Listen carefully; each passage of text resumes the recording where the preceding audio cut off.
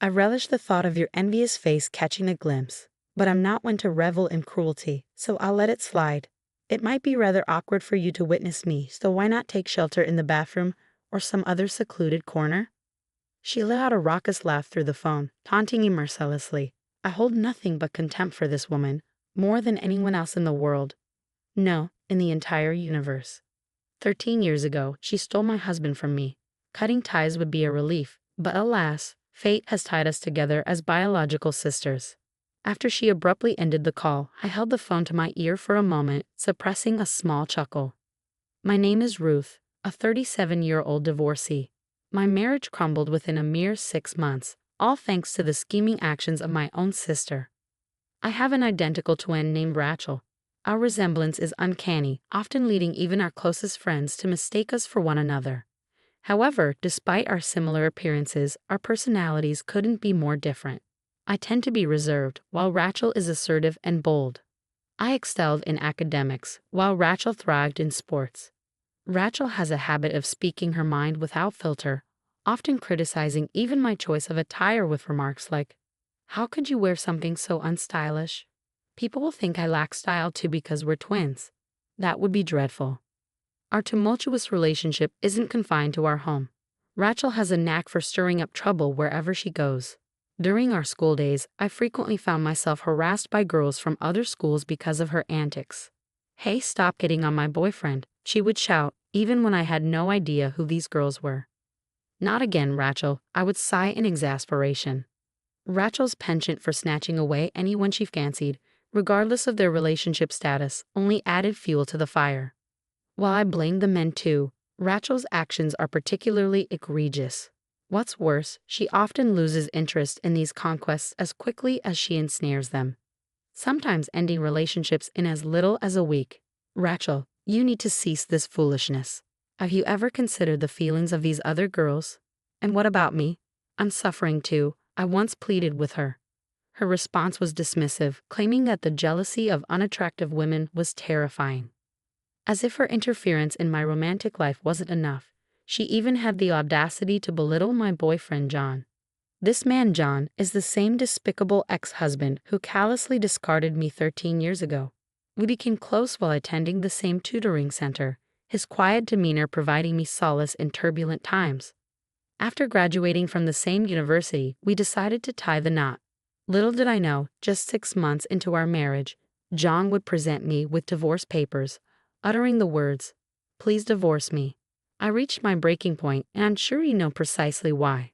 Seated next to him was my sister, Rachel, her face smug with satisfaction. Taken aback, I stammered, I'm sorry, I don't understand. Did I do something wrong? I don't remember." Before I could finish, John slammed his fist on the desk, his voice booming. "Really? How dare you? You've been cheating on me. Can you still deny it after seeing this?" He thrust several pictures onto the desk, capturing a man and a woman entering a hotel together. To my shock, the images portrayed my sister, Rachel, entering a hotel with a man I didn't recognize. I couldn't comprehend what my ex-husband was accusing me of. No, this is Rachel. It's not me," I exclaimed. Rachel burst into tears, confessing, "I can't keep lying to you, John." John's expression softened as he turned to Rachel, thanking her for her honesty. I was left bewildered, unsure of what was happening. Then John directed his accusatory gaze back to me, launching into a fabricated tale that bordered on the absurd. According to him, I had been cheating on him, disguising myself as Rachel to deceive him. He had fully bought into this ludicrous narrative spun by my own sister. Furious, I responded to my ex-husband, "Are you serious, John? You've been with me for years, and you believe my sister, whom you've known for only a few months? Are you in your right mind? Are you an idiot?" My calm retort seemed to infuriate him further, leaving him only capable of glaring at me in response. To my astonishment, Rachel had the audacity to flirt with John. "Though you share the same face, your personalities couldn't be more different," she remarked, shamelessly attempting to charm him. "You're not charming at all." Rachel always listened to my grievances with a smile. She's so patient. I couldn't wrap my head around what I was hearing. Rachel's tears seemed so artificial, and behind them, I could sense her smug satisfaction. Rachel had always been a master at playing men, ever since our school days, but her targets had shifted with her career. Now she sought men of status and wealth. John, my ex-husband, who worked for a prominent corporation and hailed from a well-off family, fit her criteria perfectly. It dawned on me that she must have set her sights on him from the moment I introduced them at our wedding. My ex-husband had been completely taken in by my sister's deception. I never imagined that the man I had been with for so long could be so easily fooled. In that moment, any lingering feelings I had for him faded rapidly. You two are despicable. Do as you please, but never show your faces in front of me again, I declared, my voice trembling with suppressed emotion. Despite the tears threatening to spill, I managed to hold them back. Without hesitation, I filled out the divorce papers and tossed them at the two of them. I knew my sister's cunning too well. She and John probably hadn't consummated their relationship yet. Pursuing compensation from them would be a daunting task, but if it meant ridding myself of their presence, I didn't care about the money anymore. Upon returning to my parents' house, their fury at my sister's actions led them to disarm her. When questioned about her reaction, she brushed it off, saying, "Oh really? I don't care. But if you're having money trouble, they'll come begging to me." Okay, bye then, trivializing even her own parents' feelings. A friend later informed me that my ex-husband and my sister had tied the knot just 3 months later. I was left stunned, unable to even shed a tear. For 13 years since then, I had not laid eyes on my sister and her husband. Then, out of the blue, I received a call from an unknown number on my cell phone. Hello, Ruth." The voice on the other end greeted me, instantly recognizable. I couldn't fathom how she had the audacity to address me as Rachel. "I don't know how you have the nerve to call me Rachel," I spat out, incredulous. Rachel chuckled in response, her tone lacking any semblance of remorse. "Are you still holding a grudge? You're always so gloomy, Ruth. But anyway, I have a favor to ask," she continued, her words dripping with nonchalance. "I'm pregnant. Oh, and the father is John, whom you love so dearly. Haha. So I thought you could be the one to break the news to our parents about their first grandchild, since they won't listen to me." Her brazenness left me speechless. "What reason do you have to be so cheerful when you've been disowned?" I retorted, my frustration simmering beneath the surface. But Rachel simply laughed it off, as if my words were inconsequential. "How many years has it been?" 13 years, I believe. "You're probably still living alone in our parents' house, nursing your grudges," she taunted. "Well, I'll be the one to give them a grandchild instead of you." Rachel had always possessed a knack for getting under people's skin. "I'd love to witness your envy, but I'll spare you the sight. It would be too pitiful," she added, her laughter echoing through the phone. "It'll be awkward if you see me, so why don't you hide in the bathroom or something?" With that, she abruptly ended the call, leaving me to stew in silence. I held the phone to my ear for a moment longer, chuckling at the absurdity of it all. When the weekend arrived, I was lounging in the backyard when my phone rang again. Glancing at the screen, I saw that it was from a blocked number, undoubtedly my sister's doing. Annoyed, I answered the call, snapping, "Hey, unblock me already." Rachel's voice came through the line, unrepentant. "What's wrong with blocking someone you don't want to hear from?" "That's what call blocking is for," she retorted casually. "Oh, but maybe you don't understand because you're stupid." I couldn't help but laugh sarcastically at her arrogance. Suddenly, I heard a crash on the other end of the line, indicating her irritation. "I've come all this way. Why is nobody home?" "I told you I'd come today, didn't I?" "Huh? You were serious." "I initially thought you were joking," I responded calmly to my younger sister's enraged and slightly shaky voice. It was apparent she was standing in front of our old house, the one none of us resided in anymore. Concerned about the potential disturbance she was causing, I swiftly provided her with my current address and hung up the phone. After about an hour, the doorbell chimed, and there stood Rachel and John, her sullen expression matching his. Without preamble, Rachel launched into her tirade. "You've got some nerve. And what is this place? Why on earth would someone like you be living in such a nice apartment?" Her eyes blazed with anger. Unfazed by her outburst, I calmly informed them that the neighbors wouldn't appreciate the commotion. Inviting them inside, I led Rachel to the room, where she seemed taken aback by its size. Suppressing a smirk, I gestured towards our mother, quietly observing from the couch. "Well, you said you had something to discuss. I don't mind at all. But if I'm in the way, should I hide in the bathroom or something?" I quipped sarcastically, eliciting a sharp retort from Rachel. Moving closer to our mother, Rachel nervously greeted her. "Hi, Mom. Long time no see. I'm pregnant, which is why we wanted to discuss if it's possible for John and me to stay here for a while." Suppressing a burst of laughter at her audacious request, I exclaimed, "Wait, you want me to live with you guys? No way. Have you forgotten what you did to me in the past? Absolutely not." But Rachel cut me off sharply, snapping, "Ruth, just shut up. This house is still under Dad's name, right? You can't even get remarried, and you're still leeching off our parents. How pathetic for a single woman like you." With a smug grin, Rachel declared, "Great job taking care of our folks. From now on, John and I will live here and take care of them. So can you leave? Oh, and where's Dad? Is he at work?" I had reached my limit, but it was our mother who spoke up first. With quiet solemnity, she informed us, "Dad's gone. He passed away." Those few words hung heavily in the air. My parents were always serious people, and despite my divorce 13 years ago, they had always apologized to me, even though it was Rachel's fault. My father, in particular, used to express regret, saying, "Maybe it was my fault for not raising her better. I'm sorry, Ruth. I'm really sorry." His depression deepened to the point where he found it difficult to continue working. At the time, both of my parents were in their early 50s, and we were surviving on my income and Mom's part-time job. A while later, my father was diagnosed with cancer and passed away 10 years ago. Just before he died, he made a request: "Don't tell Rachel anything. I don't think I'll make it to heaven if she comes to my funeral." True to his wishes, Mom and I didn't contact Rachel. We moved into our current house about 5 years ago.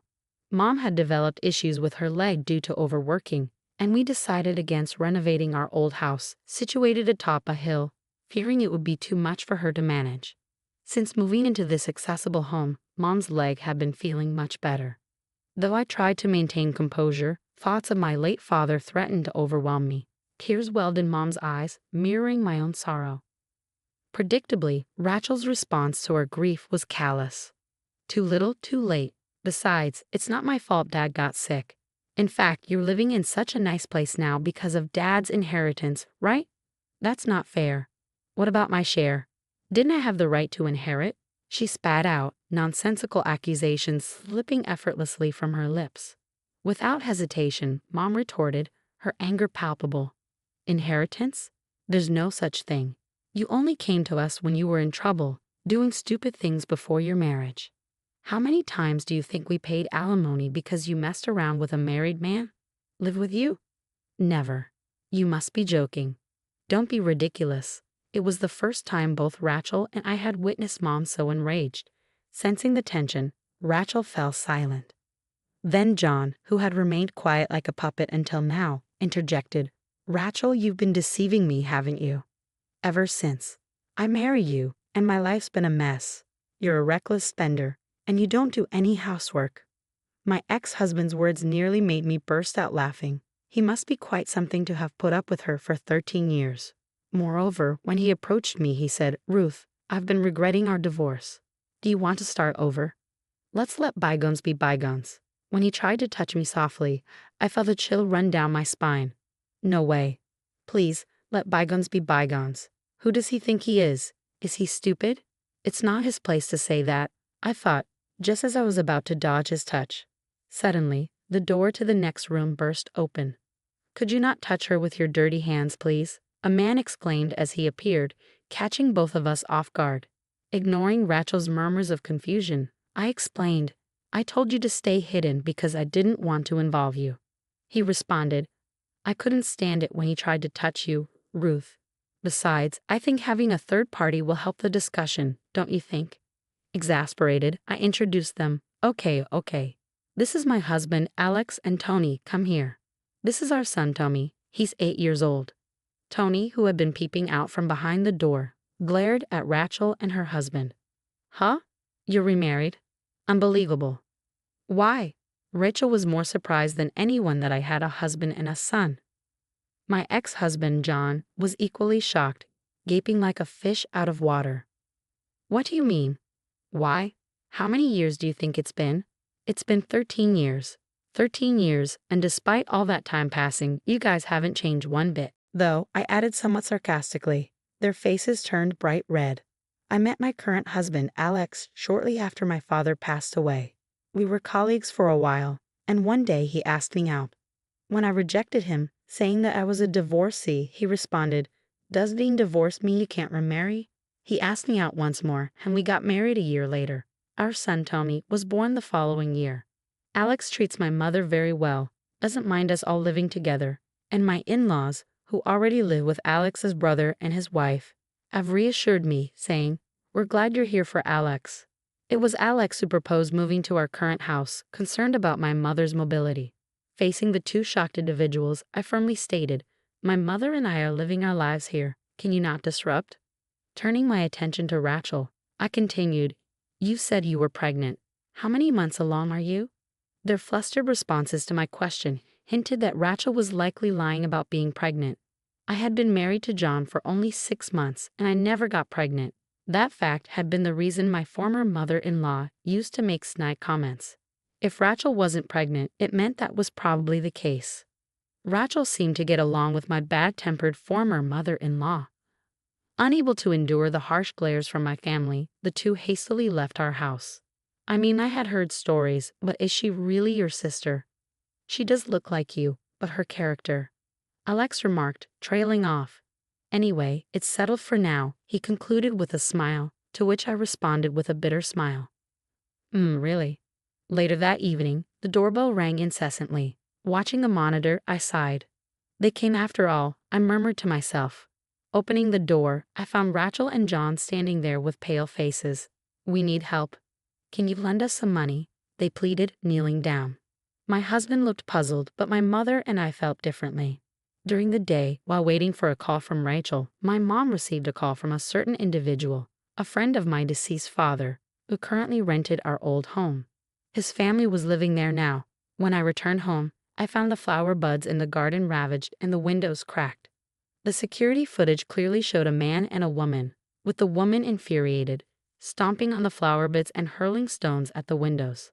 Of course, it was my enraged sister, Rachel. During a phone call with me, Mom had given Rachel's contact information to Dad's friend, and upon learning about Rachel's actions, he was furious. It seemed that in the damaged garden, there were rare flowers that were difficult to grow, and they asked for compensation. They seemed to be struggling financially to the point of having difficulty with housing, so I expected them to turn up again. But I never thought they'd show up that very day. I must admit, their audacity impressed me. "I can give you some money, but there's one condition," I stated firmly as I watched them trudge home with slumped shoulders. Despite myself, I couldn't help but laugh inwardly and think, "Serves you right." In their hands was a written pledge I had just made them sign. I had ensured they wrote in the pledge that they would never approach me again, in return for me taking responsibility for this incident. But Rachel is still my sister by blood. It's hard to completely cut ties with her. There may come a time when she'll use the power of the authorities to approach me. When that time comes, I'm prepared to fight using the audio recordings I secretly made 13 years ago. This time as evidence. Because you see, I have no intention of forgiving my sister and her husband anytime soon. Later, a friend told me that my ex-husband had immediately resigned from the big corporation after our divorce and started working as a staff member in a fortune-telling establishment run by my former mother-in-law. Because they were family, he was paid a high salary, and he and my sister seemed to have been living a life of luxury. However, a few months ago, my former mother-in-law suddenly passed away from illness, and my ex-husband, who had no talent for fortune-telling, took over as her successor. But the establishment quickly closed down. In their desperation, the couple claimed, "This is a bracelet that our late mother lovingly made," and targeted the people who had faith in my former mother-in-law. However, a whistleblower exposed their lies and the victims formed a group. The victims began flocking to the establishment every day, and my sister, who no longer had a place to live and work, came to ask for my help. I was so irritated by their audacity. However, seeing that the police have started moving, it's probably only a matter of time before the two of them are held accountable for their crimes. After that, we moved again. The reason was my husband Alex's job transfer. "Can I really come along?" Mom asked apologetically, to which Alex, my husband, responded with a chuckle. "What are you talking about? You're an important part of our family, Mother. Even if you resist, I'll carry you over my shoulder and take you along, okay?" Upon hearing Alex's light-hearted joke, Mom let out tears of gratitude. "Grandma, you're crying again. Here, have a Kleenex." Tommy, serving his emotional grandmother, was concerned but still smiled. As I watched my family, I felt a wave of gratitude for the happiness I felt.